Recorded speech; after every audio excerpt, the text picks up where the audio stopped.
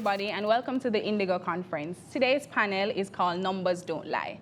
So if you have any questions, whether it be about finances, money management, projections, or simply how to earn a living as a creative, this panel is just for you.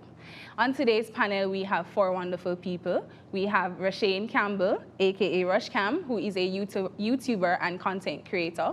He's also an attorney at law. We have with us Ms. Jillian Jackson. She is the Senior Business Advisor of Business Advisory Services at the JN Bank. She's also known to be a lead researcher and senior analyst, and so we're happy to have her answer any question you have about projections and how JN Group can help you out with your creative business. We have Andrew Brown. He is the Senior Digital Program Manager at the Digicel Group, who has over 4 years experience in remarkable returns for Digicel.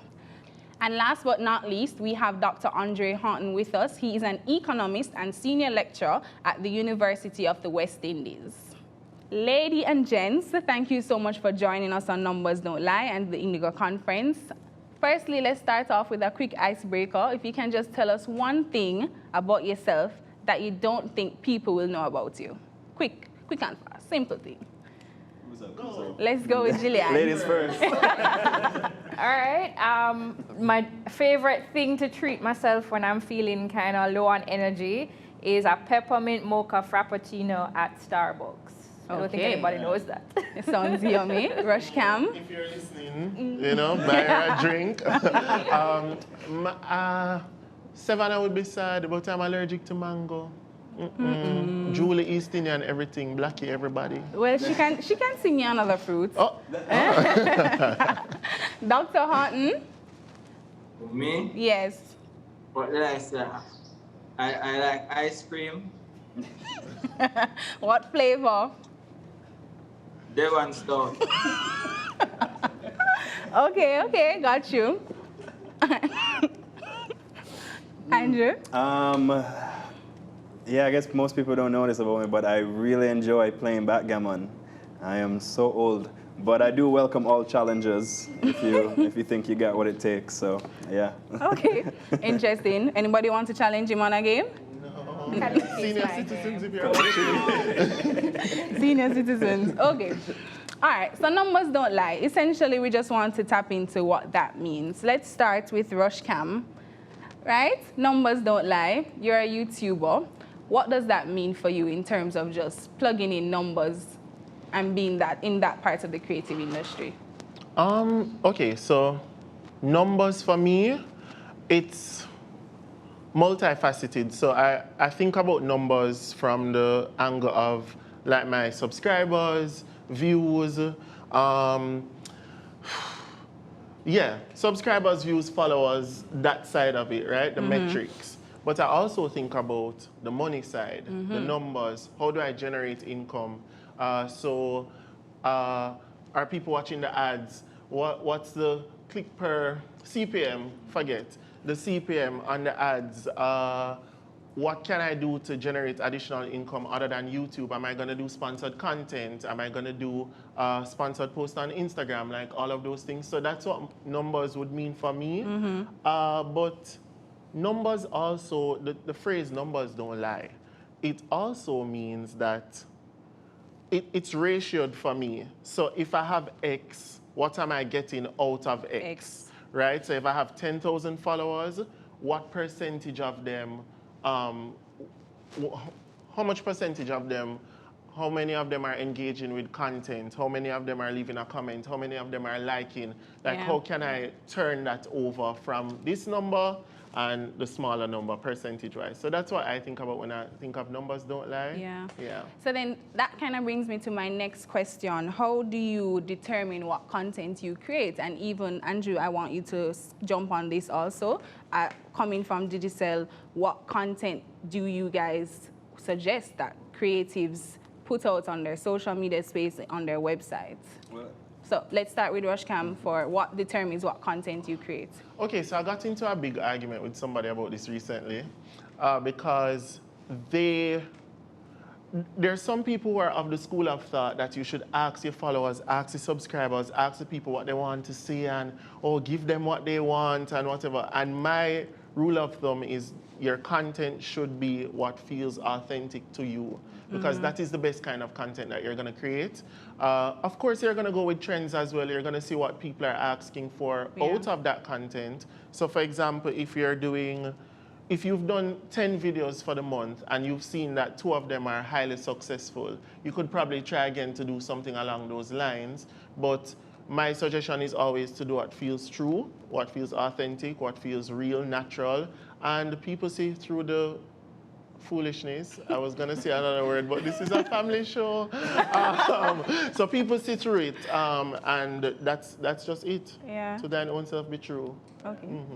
Definitely agree with that sentiment. You know, I think when corporations look at supporting the creative industry, they want to make sure that it's a more organic feel, it's a more authentic type of content that they're being Relatable. created. Yeah, very much so relatable. For me, when I hear numbers don't lie, it's really about numbers being the way to gauge not just your success, but how to position yourself for your income generation at the same time. You know, somebody with a couple thousand followers is not necessarily any worse off than somebody with tens of thousands of followers. You know what I mean? It all depends on what matches up with that particular brand, if they're interested, in your engagement rate, and and all those additional metrics. You know, for a business, it's numbers don't lie also has to do with budget, and the budget also doesn't lie, to be fair. The budget also doesn't lie. And I know sometimes there's always tension when it comes to like negotiating with content creators or influencers and stuff like that, because you would think that, okay, you're a multi-million-dollar corporation. Why don't you have money? Why don't you just have pay enough? me what I asked for, which is a fair request, not to get that wrong. However, the way behind the scenes is, listen, we only are allowed to spend X in March and Y in April, so we hear you. However, it's not lined up with what we're allowed to do at the same time. So to stick a pin right there, is that something that's commonly known or communicated that, as a financial, as an institution, you have a certain amount per year or a certain amount to spend, and so if you come to me after April, boy, you get stick it on you. Well, I don't think it's commonly known, but you have to take the entire context into consideration. So, being a creative, I'll get started on that word on itself. But being a content creator, I prefer to say, you are allowed a lot of flexibility in how you manage your own finances and how you manage your own process for your content creation. However, as a corporation or a business, it's a lot more structure, and that structure has to be in place for that business to be successful. So a lot of times it's not that a company or whoever you're working with wants to be difficult. It's, listen, we're a business for a reason, and it's because we have that structure while we're successful. So deviating from that structure, well, that's going to require a lot more effort on your part to get us to deviate from said structure. I feel like you new to you or something you already knew, Rushcam? No, I already knew it, but I always found that the attitude to content creators was, from the angle of the companies, was usually very condescending, in the sense of, you don't understand business. Yes, I do understand business, and that's why I'm doing this.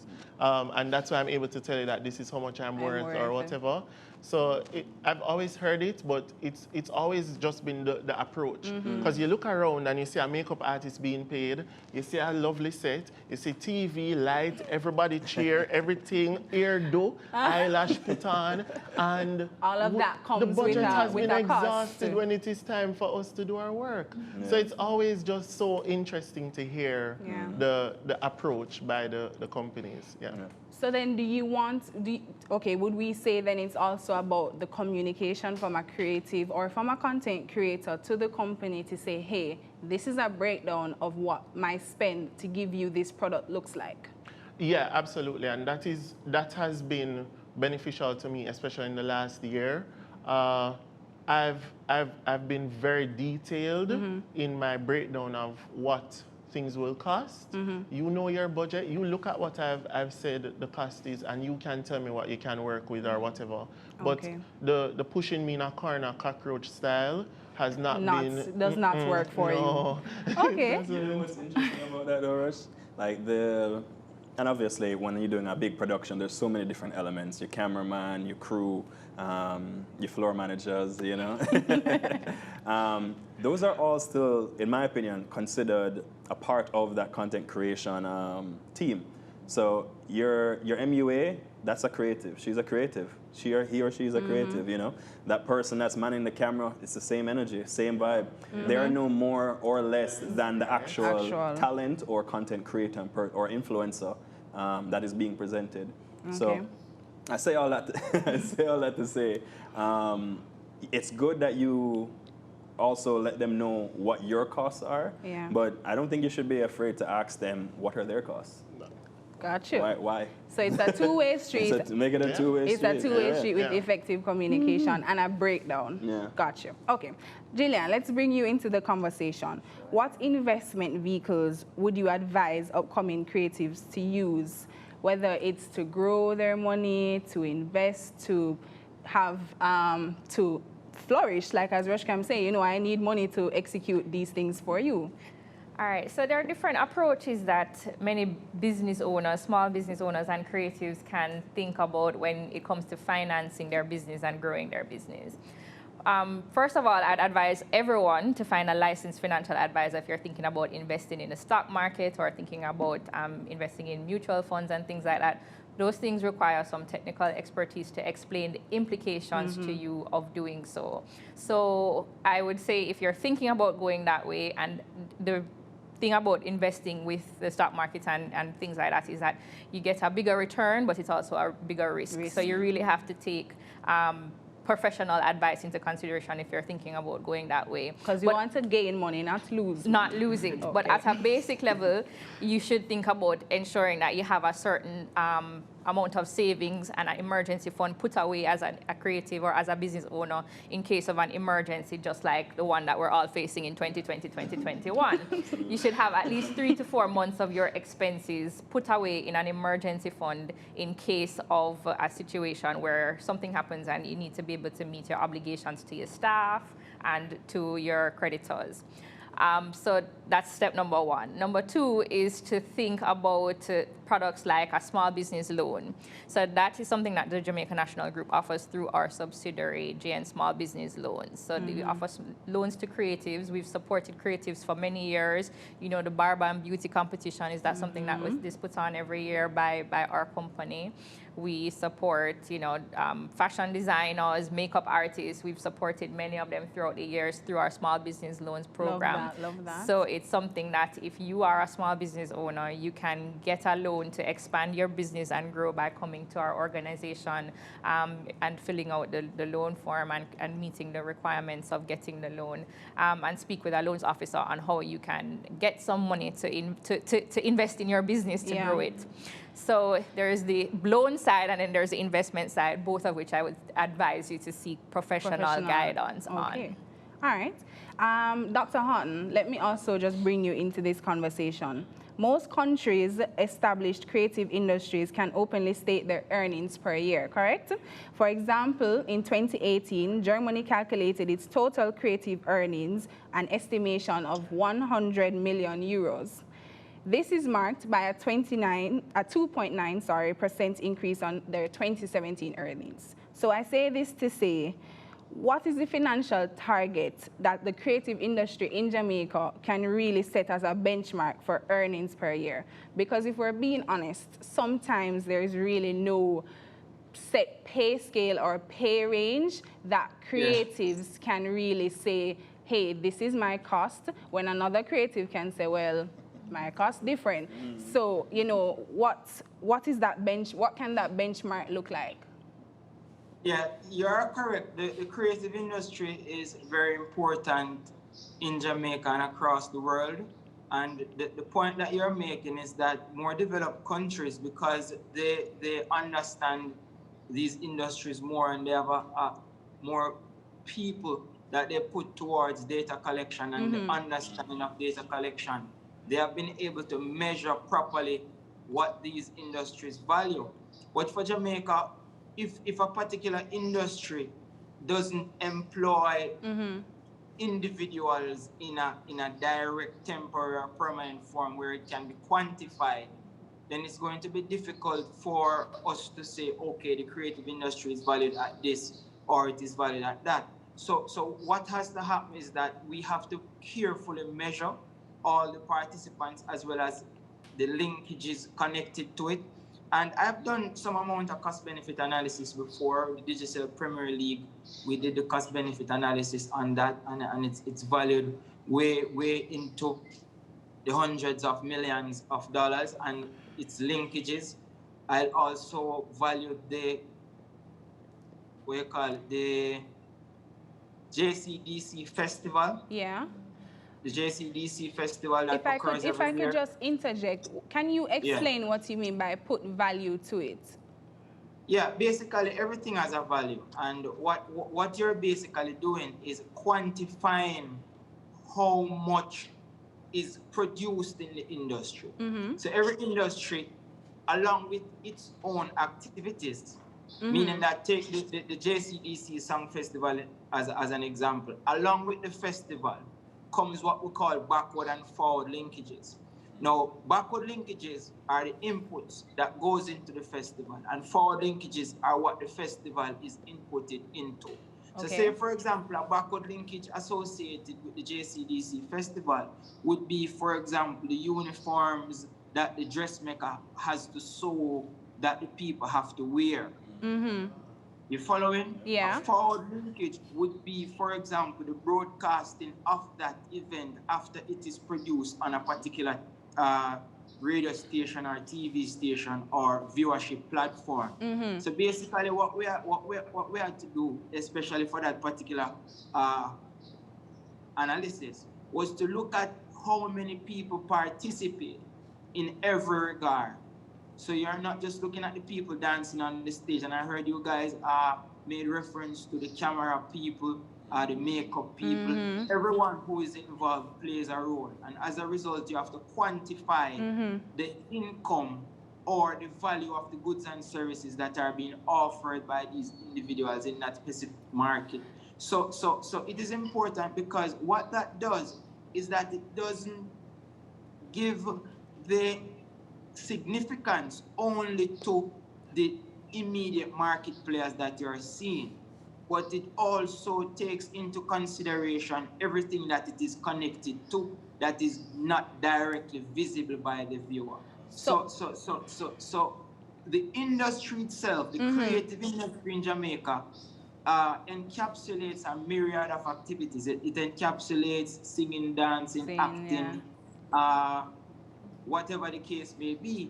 And in this regard, all of this must be quantified. And when you do it 1 year, and that is why Germany were in a position to be able to compare 1 year to the other, because when you quantify the industry 1 year, it allows you now to use the same or similar methodology, only with a few tweaks, to quantify the years after. So what is the methodology that's working for them?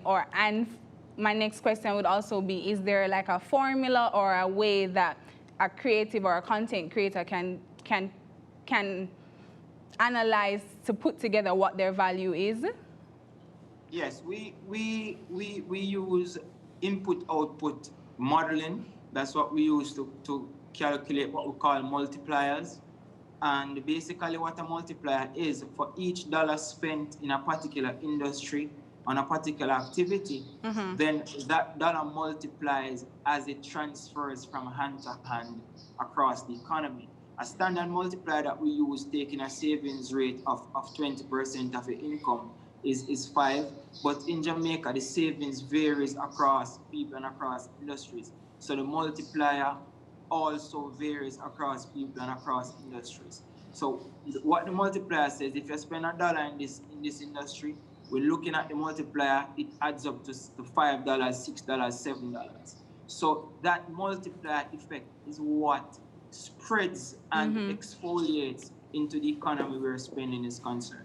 Germany were able to do so because of their understanding of the importance of research.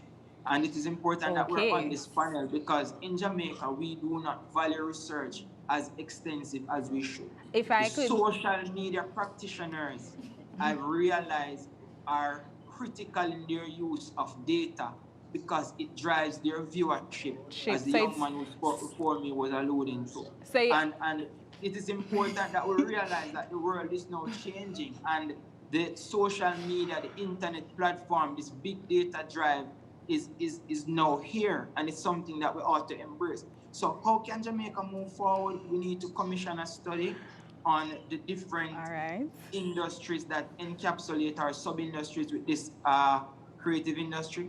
And when we do so, then we'll be in a better position to understand where we are. Gotcha. Okay, so if I could just recap what I understand, I think from what you're saying is a multiple things. So the first one, it's important to have research. It's important to understand the data that you're getting through social media and online platforms. And it's also important for Jamaica as a country to do a survey or to do a mass, what's the word? It's eluding me. A mass study, thank you, everybody. A mass study to get a better understanding, right? Yes. Yes. That's exactly Okay, what we're so to touch on two of those points, Gillian, you're a research boss. You know, any thoughts on that? Before, and then Andrew, Andrew from Digicel, to just piggyback on what he mentioned about the analysis of data. So Gillian first. Yeah, I actually am a data analyst as well. So I wholeheartedly agree with Dr. Horton, the value of research. I'm a researcher and data analyst. So I agree that it is critical to any to the country, but also on an individual level to any person or business. So for you to be able to sell your business to somebody, to get investors in your business, it's very important to have research and a proper business case documented on what your business is about. That's on an individual level something that is critical for each creative to think through. What is your business plan? And you spoke about the big B, which was budget. There's another big B, which is the business plan. So the budget, the two B's work together. But I know we're Yeah. going to Andrew, but just to touch on that, I think sometimes that is what throws off creatives, the business and the putting pen to paper. I know, but it's a necessary part of your, if you want to be serious, it's a necessary part of doing things. So analytics, I look at my Twitter analytics all the time, my Facebook analytics all the time. There's some people don't even know that page exists. You can see how many tweets I've generated, how many engagements and things like that. I'm not even a creative and I do it on a personal level. So if you are a creative, then yeah. So it's so important to know, if you don't know where you're coming from, you can't know where you're going. So you have to, it's part of being, a part of growing your business. You have to know where you started, what you projected, look back ahead, look back and see, look at your projections when you reach to a month or 6 months down the line, see what did I project and what did I actually get in, and how can I tweak my model or tweak my business or what I'm doing, my strategy to become more successful. Love Absolutely. That. Andrew, then Rush. You know, it's interesting because when I talk to a lot of creatives, you know, they definitely have the data, they have access to the data, and that's great. But what's the next step after knowing the data, getting the data? It's the intelligence, it's the insights behind it. How do you then take what data you have and create actionable insights around that? You know that your engagement rate is 3 to 5%, but do you know that what you should be aiming for is 8%, 8 to 10%? You know, did you know that, or are you just putting 3 to 5% in your proposal and hoping that that's going to be enough? You know, the studies are very important. The research, the data, it does exist.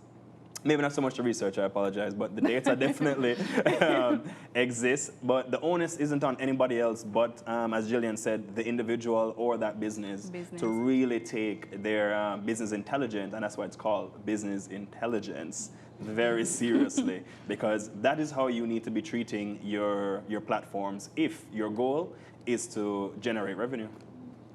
Rush, you said you wanted to jump in after Andrew, real quick. I was just gonna say, you cannot be a creative. I have conversations with creatives all the time, and they're just like, so I say, So tell me about your analytics or insights. Oh, you know, I don't really know. YouTube tells you down to the last. YouTube tells you if like what time your viewers are online, and they grade it. They're just like, oh, very likely to be online, online-ish. So in other words, you have to take all of that data that is being provided and process it and turn it. And so when we talk about costing, for example, when you are coming to me as a brand, you see 18,000 followers on Twitter, but right? what do that mean? But they don't know that behind that 72.5 million impressions per month, or 7 million or 700,000 or 70. Like they don't know, so you have to take that now and say, okay, how am I gonna turn that over and push for what I want? Okay. Loving the conversation, guys. We're Loving it. That sounds smart. Yeah. Dr. Houghton, to you again. Do you think, though, that there is a lack of a pay scale structure in Jamaica? And if there is, do you think that underdevelops the creative industry? Yeah, I think the creative industry, as it appears now, is gradually developing and growing over time. The issue with Jamaica is that we're a lower middle income country, so that when you think about it, the idea is that what are we valued at? And average income in the country is about 6,000 US per year, putting it at a reasonable amount, or 6,000 US per year. And what does that mean? That means that the average person earns about $50,000 a month. What's $50,000 a month? 50,000 about 300 and something US. So the idea is that we need to increase the value of what we produce. And that is what the internet has done. It has given many people a platform to increase the value of what they create. I'm a traditional person. So if I was to speak to my children about careers and about becoming an entrepreneur, I would be thinking about physical goods and physical services. Now, my daughter and many of the other children who live in America are aspiring to become YouTubers. So I'm saying to myself, what is a YouTuber? You understand? It's like, so I'm slowly, I have a YouTube channel. And you're asking what is a YouTuber? Yeah, I have to, because that wasn't a part of my upbringing, a part of my understanding. That's of important. The income earning avenues. My little daughter is telling me about Ryan, and she said she wanted to check Ryan, and I'm this Ryan, no, Ryan review ties, and Ryan, the company sent ties to Ryan, and Ryan did everything and got through them and, you know, mash them up, show them how the thing work, the resilience, you know, the specs. Ryan make how much million US a year? 29.5 million US a year. Wow. Repeat that figure for me? 29.5. So the creative, so avenues are being opened up through globalization and the Internet of Things. That has really given us the ability now to see beyond the scope of just being in Jamaica. You know, it puts us on an international scope. And if you can understand these analytics as we speak and understand how to use them and how to present yourself as a YouTuber, I forgive you no respect. Like, present yourself as a YouTuber and you are providing content for people, like laughter, review things, understand things. I think it's great. From a domestic point of view, remember that the income levels are low. So what a makeup artist would earn, for example, in New York, they wouldn't probably earn in Jamaica because they're looking at scale and volume. So what a TV presenter would earn in Brazil, because of their numbers, you wouldn't look to earn that in Barbados or in Jamaica. Because and a lot of the times we present shows, though are authentic, they lack international appeal. And sometimes it is important for us to use these numbers, you know, to help us to pitch our products beyond the domestic shores, you know. But for the people who are the supporters of the industry, the camera crew, etc., I would implore that they remain positive, because now the world is gradually restructuring itself. So audio visuals are now going to become more pertinent and more relevant.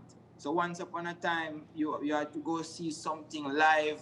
Now, because of the distancing and social requirements, etc., most of us are doing it online. So the world is opening up, and anything that is internet-based, video-based, creative-based, etc., driven by research and data analytics, has its place in the world of earning supernormal profits. Got you. Can I touch on that? Yes, please. You know, when we talk about creative and digital industry, I notice that it's always around the YouTubers or the content creators, which is, you know, obviously because they're the more prominent, they're the more popular, visible, you know, but they're painters, there are different medium artists that exist out there that are considered creatives in the same space. But who determines what value? Who determines their value? Who determines, is it that we're waiting for corporate to determine how much your artwork is worth? Is it that we're waiting on yourselves to tell us what exactly you think your worth is? You know, a lot of it needs to be on the local community. You know, we talk a big game about, oh yes, we support local art and we support our creatives, but ask 10 people that you know and ask them how much artwork have they purchased in this past year. You ask them how much. Solid Who determines point. the value? And I think once we can answer that question, you guys would be in a much better position to determine what a pay scale structure should look like. Because I am a painter. I also purchase artwork. And the smallest how many pieces have you sold, Andre? How many pieces have you sold? No, I'm not selling it. I'm storing value. I'm storing value. You're still figuring out the value? Shameless plug. Are you still figuring out the value of your pieces? All right, can you see that piece behind me right here? Yeah. Yes. 260,000 US. Okay. That piece right there. Yeah. So that is what we talk about value creation. So But how did you arrive at that? our Yeah. industry, now man, a small piece of a painting board from to someone 2 by 2 at 8,000 US. Man. Okay. 8,000. So value for value. You put value on what you create. And I mean, people are just selling stories. When I'm looking at what is happening around the world, a person makes a t-shirt, they're selling a story. A person writes a book, they're selling a story. A person paints a painting, they're selling a story. A person does a video, they're selling a story. It's an experience. So you, based on who you are, etc., etc. I have a friend who is a painter, a colleague of mine who went to school. And I kid you not, the cheapest painting you can get from him is 60,000 US, Mark Anthony Hill. So you can check him out, the cheapest painting. And he's a Jamaican. But what I'm understanding from him about art is that you have to have your own signature. And that is what differentiates each individual. Many people are copycats, so they don't have their own signatures. So the value of what they create, it's the value of it is low because it is not unique. So when you're talking about value, then you have to go directly to economics and say the scarcer it is, the more valuable it is. Yep. And uniqueness, nobody is better at being you than you. Nobody is better at creating your thoughts and ideas than you, you know? So if the more you tap into yourself, the more valuable you become. Agreed. Thank you, Dr. Horton. Thank you so much. Gillian, let's circle back to JN Group, a financial institution. What criteria do creatives need to meet in order to successfully get a loan? So I know you had mentioned before with that, we touched a little bit on loan and investments, but is there any specific thing that they need to know? For example, I know maybe like a TRN, you know, but what? Yeah, I'll tell you exactly what I have listed here as the criteria to get one of the JN small business loans. You need a valid ID, a TRN, 2 recent passport photos. You need 2 written recommendations, and you also will need to cover the fee, the processing fees. And if you are operating a shop, you need a copy of your permit or your license. If you're like a hairdresser, a copy of your permit. So that's the minimum requirements as a self-employed person. And there are a few different requirements if you're actually employed to somebody else, which are pretty similar. It's just that you wouldn't need the license and the permit as well. All right. So, but I just wanted to also touch on something No I mentioned problem. before about speaking with a licensed financial advisor. JN Fund Managers is also a company within the Jamaica National Group that provides investment advice, and you don't need a whole lot of money to start. You can start with a minimum, I think it's $10,000. You don't need a lot to start with them, so you can speak to a financial advisor there. Okay. How can a creative or anybody within the creative industry apply strategic planning and development to their finances? And also, can it be a thing where it's an investment, so I want to invest in my tools, in my equipment, but how can they apply that too? I touched a little bit on this before about the importance of creating a business plan in your strategy. So that's one of the things. If you're graduate, I mentioned the requirements for the small business loans. You can also use some of your devices, like your tools, as collateral for the loan. If you want to, that's what I want to say it again. you can use some of your tools or devices as collateral for the loan. There are specific requirements on that, and I'd encourage you to go to the website to learn more about the requirements. But if you but if you want a loan above a certain amount, you can, and you have to go to the bank to get a certain amount, because I think JN Small Business Loan has a cap on the amount that you can make. Well, they do have a cap on the amount that you can borrow from them. So if you want to borrow above a certain amount and you have to go to the bank, the requirements are a little bit more rigorous as a regulated entity. So you will need that business plan. You need your audited financials if you're a business operating for more than a year. So in creating your strategic plan and your financial goals, you need to understand that a business plan is very important, and having an understanding of where you think your business is going, doing those projections, and getting the help where you need to get the help. There's DBJ that offers assistance to small businesses to be able to create a business plan. There are companies out there that are designed to help small businesses grow, like DBJ. So you can get information on how to do that. It's not as hard as you think. You know your business better than anybody else. So you can put pen to paper and say, what do you think is going to happen, and use research to support what your strategy is. That word is reoccurring a lot, everybody. Research. Okay, last question, everybody. Numbers don't lie. So how do you determine what spend you put behind something? So, for example, if you have a website, how do you know I need to spend $20 on my website? If you have a social media page and you want to boost something, how do I know, okay, I'm going to put 100 US behind this for 1 week? Like, how do you really, translate that? Well, anybody wants to take that on? Well, it's about your goals, right? You know, some people aren't in the creative industry for profit. You know, some people are doing it for the love, for the actual love. You know, So based on what your goals are, what you're trying to accomplish, is how you can assist in determining what level of investment that you're willing to put in. You know, if you're not really trying to generate too much revenue, then no, you don't need to hire a social media manager for your gallery. You know, for your artwork that you do. You know, that's not a requirement. You know, you don't need to double down on the latest technology for your website, because, you know, you're not going to get that return on investment. That's not a priority for you. However, if returns are a priority for you, then you have to do that same cost analysis benefit. You know, you have to know what you're charging for your services, what you're looking to get back from it, and then see how best that can be applied to whatever resources you would have already put in to creating your website or your blog or your boosting of your content and stuff like that. Gotcha. Over to you, Rush. You wanted to say something? Yes, I wanted to say that creatives always forget about quality. So even if you want 500 people to buy it versus if you want one person to see it you still have to have like a level of quality. And Dr. Houghton was saying it that we as Jamaicans forget that we're also competing on an international scale. So think about what you will need to compete at that level. So, all right, you're going to be doing videos on YouTube. I'll talk about what I know, sorry. You're doing videos on YouTube.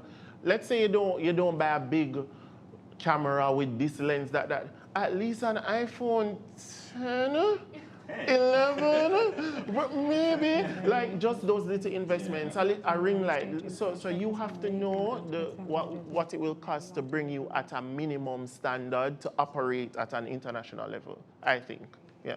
Gotcha. Your minimum standard for international level. Yeah. Well said.